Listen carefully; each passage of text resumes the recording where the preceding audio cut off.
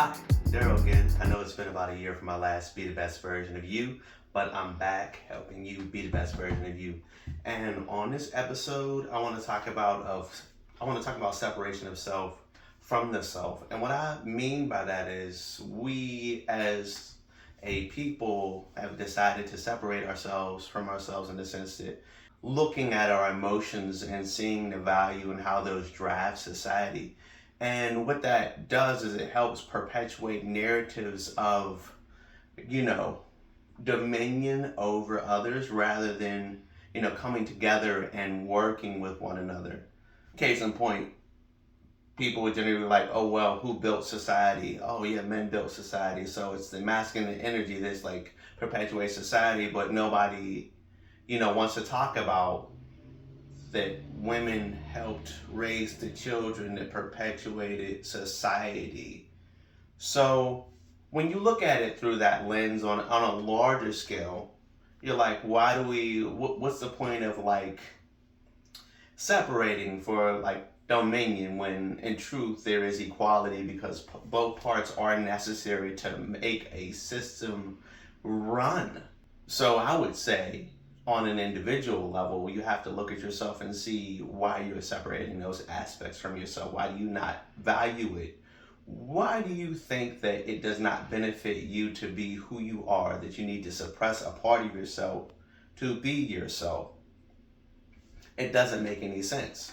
But, as with most things that don't make sense, you may have come from an environment that supported, that type of growing into yourself where you had to separate bits of yourself.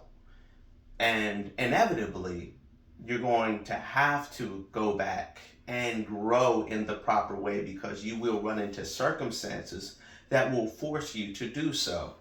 It may be early in life, it may be at the end of your life. Regardless, it's all the same.